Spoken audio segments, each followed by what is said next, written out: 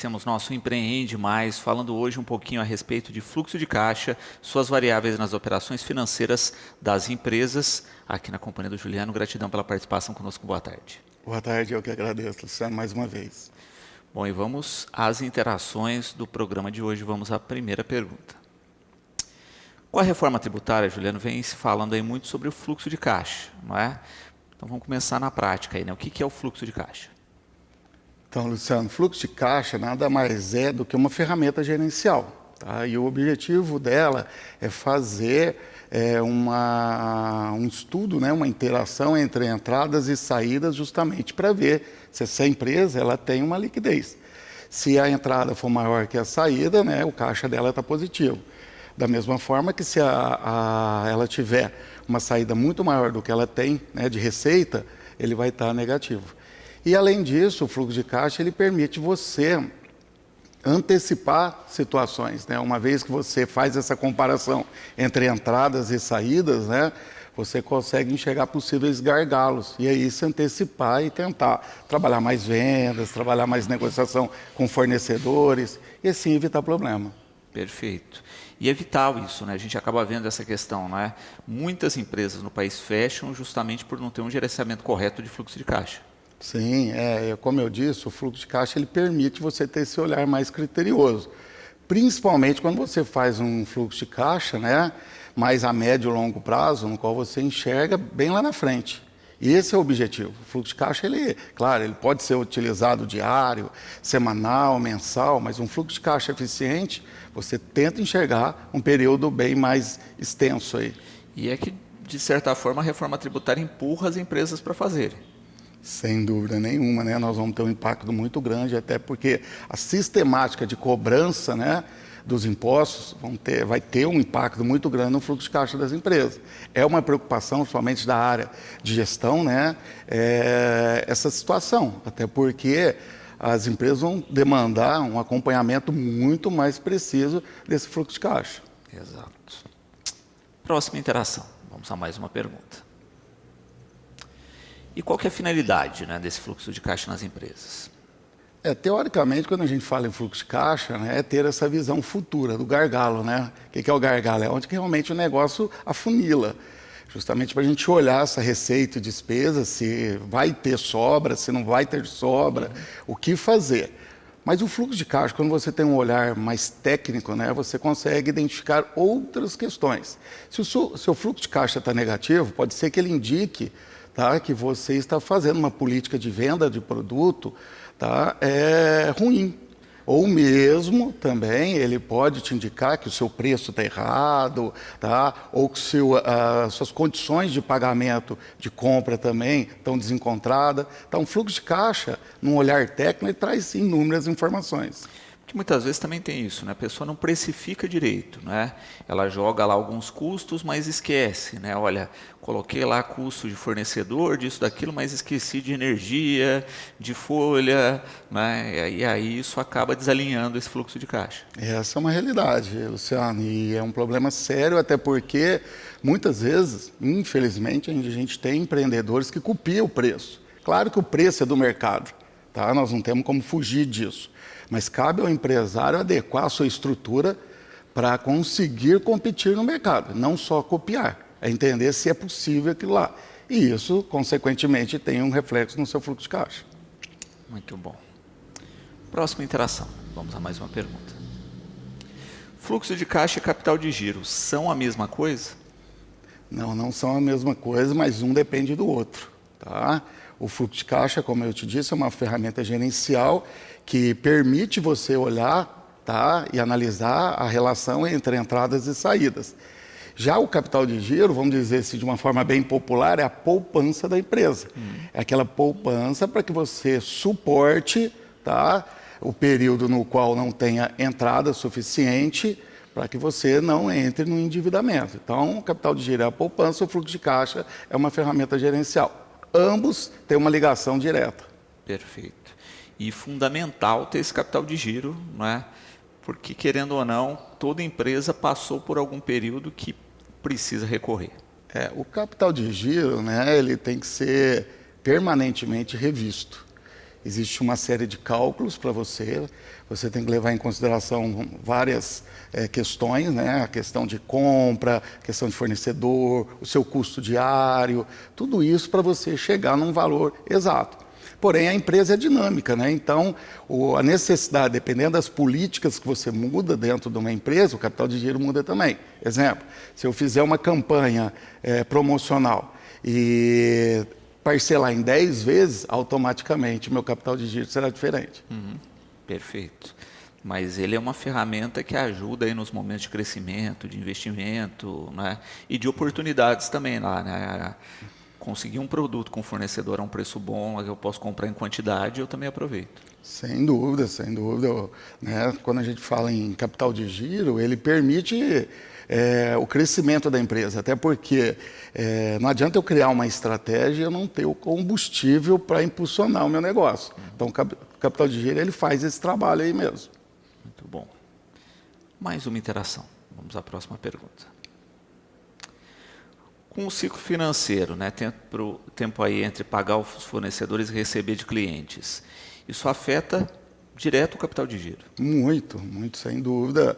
Você entender o que é um ciclo financeiro, né, que é justamente isso que foi colocado na pergunta, né, é o tempo lá entre você pagar o seu fornecedor e receber do seu cliente, ele tem uma ligação direta sobre o capital de giro. É ele que vai determinar realmente qual que é o valor de capital de giro que a empresa precisa. O ciclo financeiro está dentro de um ciclo operacional, que é o processo da empresa como um todo. Então, o empresário ele tem por obrigação entender isso daí, porque senão ele vai contratar um capital de giro e esse capital de giro vai virar dívida.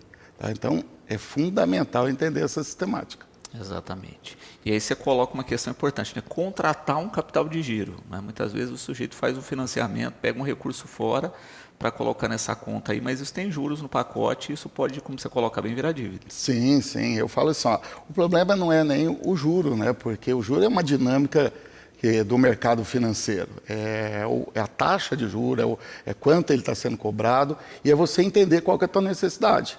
Se você pega um dinheiro que não vai ser suficiente, ele vai acabar, né? E automaticamente você vai precisar de mais. É aí que se torna o grande problema.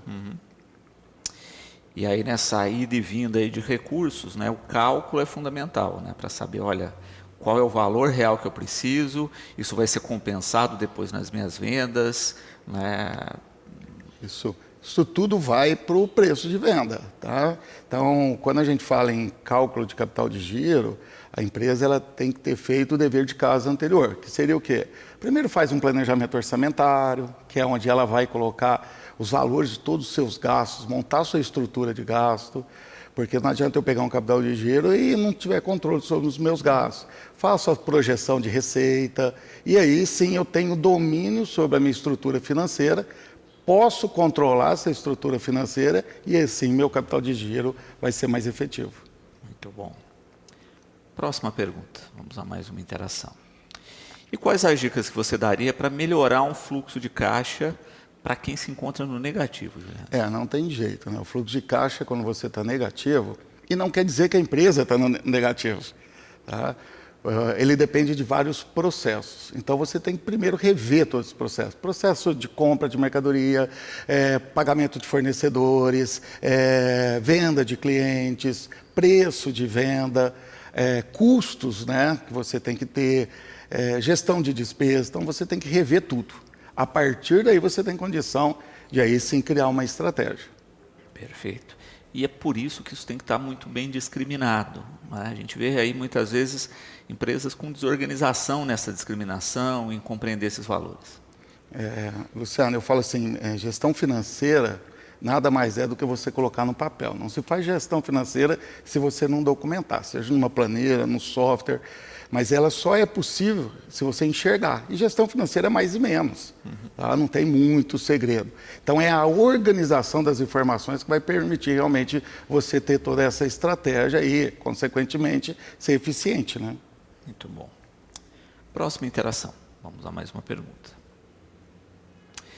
Se meu capital de giro não é suficiente para sustentar minha atividade, a única forma de aumentar essa reserva seria contratar um empréstimo? Não, eu até diria o seguinte, o empréstimo, ele seria a última alternativa, não que seja ruim, tá? Eu quero deixar claro, as instituições financeiras hoje trabalham como parceira do empresário, né? Eles estão hoje cada vez mais tentando mostrar como fazer a contratação de um crédito consciente, mas antes de eu contratar, como eu disse, eu teria que ver outros processos, né? Eu teria que ver se realmente a minha política de compra e venda está correta, se os meus gastos estão bem controlados, tá? Se eu tenho um preço correto, e aí sim eu buscar outras alternativas. Feito isso, né, eu posso entrar inclusive na questão tributária, que é hoje, vamos falar assim, um tema que está sendo bem discutido. Você pode até recuperar dinheiro de tributos que você pagou, que é uma excelente estratégia, antes mesmo de você, porque o dinheiro é seu. Tá? Perfeito. Então é isso, né? Rever toda essa política de custos, ver a questão tributária, você não pode reaver algum recurso, e aí não conseguiu todo esse processo. Aí sim você vai numa contratação efetiva. Até né? porque fazendo todo esse dever de casa, você vai avaliar corretamente o empréstimo. Sim. Aí você vai ter uma precisão muito maior do que contratar, é o quanto contratar. Muito bom. Mais uma interação. Vamos lá. O que é a recuperação de crédito tributário, né? E como ela pode me ajudar na formação do meu capital de giro e melhorar meu fluxo de caixa, né? A gente já deu um spoilerzinho. Isso, a recuperação de crédito nada mais é do que você rever pagamentos que foram efetuados, né? Hoje existe aí várias teses, até a associação está trazendo nessa quinta-feira um tema pertinente a esse assunto, justamente para esclarecer aos empresários, mas é você rever, você pegar todos os pagamentos de tributos que foram feitos, analisar, tá? Ver se foi pago indevidamente e pedir de volta para o fisco. Tá? Essas teses aí, elas foram julgadas, discutidas, tem todo um amparo, e aí é uma oportunidade do empresário trazer dinheiro que ele já se indispôs, né? E a gente percebe na reforma tributária justamente uma preocupação com isso, né? De deixar claro, de não ter brecha de dupla tributação, porque direto eles estavam tendo que ressarcir. Sim, né? O contribuinte erra, o fisco erra também, né? Então é justamente nessa vertente aí que aparece a recuperação tributária, né? Você tem que pegar um especialista, ele fazer toda a análise, rever cálculo por cálculo, ver as oportunidades e aí fazer um pedido ao fisco para que ele seja restituído. Tá? E tem muito dinheiro aí, isso que é importante. Por isso que eu falo, tem vários caminhos. Tá? Uma empresa ela não é solucionada com um único caminho. Você tem que saber o que trilhar. Bom demais. Mais uma interação. Vamos lá. A recuperação desses créditos tributários, né, tem um embasamento legal e quais os tributos aí que podem ser recuperados? Como eu disse, todo esse processo ele tem um embasamento legal. Você só consegue isso foi julgado porque legal. Tem embasamento legal. Existe uma preocupação, né? A gente discute bastante quem é dessa área, né? O contribuinte ainda ele tem muito receio disso. Ele tem muito medo, mas eu vou mexer com o fisco? Não, o fisco já entendeu que ele errou. Tá? Isso já foi julgado, está pacificado, é um direito seu. Tá? O fisco não vai vir atrás de você porque ele solicitou isso. Então tem todo o embasamento. Claro que tem créditos que tem risco. Hoje as pessoas que são especializadas nisso, elas fazem toda uma análise de crédito, de risco e tudo mais, mas tem créditos lá que são 100% seguros. Então tem que realmente pedir. Já que você paga bastante, você tem um direito, por que não pedir? Exato. E é um dinheiro que entra no caixa, dá um refresco para a empresa, né? Ajuda a planejar o futuro. E nós temos várias oportunidades. Foi a pergunta, né? Nós temos aí o próprio ICM, sobre o PIS, COFINS, IPI, ISS, também recuperação sobre encargos, trabalhos. Tem muitas teses aí hoje em dia. Muito bom. Mais uma interação, vamos lá. Qual o procedimento ou quais os procedimentos para a recuperação de tributos e como eles vão ajudar aí no meu caixa? Legal. Na verdade, sim, você tem que fazer uma revisão sobre os cálculos. Você tem que olhar seus documentos fiscais, tá? Ele tem que ser criterioso, olhar um a um, ver se tem oportunidade, refazer os cálculos, apresentar esse cálculo ao fisco e solicitar. Tá? Como que ele vai ajudar o caixa? Dependendo da empresa do regime normal, né, que é lucro real e presumido, você pode, inclusive, pedir o ressarcimento com o dinheiro depositado em conta, ou você já pode fazer o uso desse crédito no próprio imposto do mês, que a gente utiliza um mecanismo Abate contábil aí justo nesse para abater. Então, assim, ele ajuda muito, porque você tem empresas que têm volume altos, né? E independente também do volume, é um dinheiro que você não vai ter que colocar agora para o pagamento do imposto. Pode guardar para formar teu capital de giro, ajudar no teu caixa, tá? É uma grande sacada. Muito bom. Continuamos com as perguntas, vamos a mais uma interação. Quem pode solicitar e quais as etapas? Isso, pode qualquer tipo de empresa, né? É importante que se faça um estudo, né? Existe, como eu disse, várias oportunidades. As empresas do regime normal são empresas que geram muitas possibilidades de crédito, então, assim, é prudente você se aprofundar mesmo e ver a oportunidade, tá? Mas qualquer tipo de empresa pode, a empresa do Simples também tem algumas oportunidades lá bem interessantes. O único detalhe é que quando for empresa do Simples, ele não tem como usar para o abatimento do imposto, ele tem que esperar o dinheiro cair na conta dele. Mas existe possibilidade? Existe. Como? Faz-se o estudo, apresenta os cálculos para o fisco e faz a solicitação. E aí você coloca bem, né? Primeiro passo, fazer o estudo para ver se tem de fato direito a isso. Fazer o estudo, ver a fundamentação, analisar o risco, né? Quando você pega aí profissionais realmente preocupados em oferecer um serviço de alta qualidade, ele apresenta todo um mapeamento de risco, né? Justamente para não trazer mais dor de cabeça para o contribuinte. Analisou isso, viu a oportunidade, aí é só solicitar e fazer o uso do recurso. Muito bom. Vamos à penúltima pergunta da interação. Vocês fazem esse estudo para verificar se a minha empresa tem créditos a recuperar e como eu posso entrar em contato com vocês? Sim, nós fazemos lá, nós temos bons parceiros, né? E é só solicitar uma visita nossa através do 16 9142-7810, vai falar diretamente comigo, tá? A gente faz um agendamento junto com os nossos parceiros, que são advogados trabalhistas, né? Com especialidades nessa área, e a gente faz um estudo 100% gratuito, tá? Esse estudo não tem ônus nenhum, e apresenta para a empresa, e a empresa, diante desse cenário, decide em fazer ou não o uso do crédito. Não traz vínculo nenhuma obrigação quanto à utilidade. Tá? Então, é uma parceria aí entre empresa e nós lá da GESCOM. Perfeito. E eu acho que tem um dado interessante que, assim, a partir do momento que eu faço o estudo, avalio, eu não corro o risco de voltar a pagar depois um negócio que eu não precisaria ter pago, né? Como aconteceu. Teve até a tese do século aí, né? Que foi quando você cobrava, né, o ICM sobre a base do PIS e COFINS, e isso daí teve gente que nem esperou ser julgado e já estava tirando da base para não ter que pagar, mas uma vez pacificada, já julgada pelo Supremo e tudo mais, você já faz até uma adequação, já passa a gerar essas oportunidades dentro do seu próprio negócio. Então o estudo traz uma série de benefícios.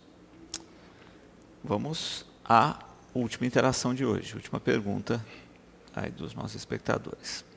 Eu atuo na área de saúde e me perco nas contas. A GESCOM também atua nas orientações aí de profissionais liberais? Sim, nós atuamos em várias frentes, né? E quando a gente, não é a nossa expertise ou não é o nosso foco, a gente tenta direcionar. A GESCOM tem também esse princípio de trazer orientação, ajudar. Então, sim, nós atuamos, é só nos procurar lá na Praça Fernando Costa, número 24, no Castelo, ou através do celular que eu passei, tá? A gente vai entender, vai ver qual que é a demanda e direcionar o serviço. E é justamente isso, né? Como a gente colocou no programa todo, né? Olha, avalie, mostre o seu perfil, né? E ainda mais agora, nesse período que nós estamos vivendo, né? É importante isso, né? Olha, não tenho pessoas qualificadas dentro da minha empresa, né? Não tenho uma estrutura contábil formal, funcional, que me ajude na transição aí da reforma. É importantíssimo que eu procure alguém para me orientar e para me dar esse apoio. Sem dúvida, Luciano, você bem colocou, né?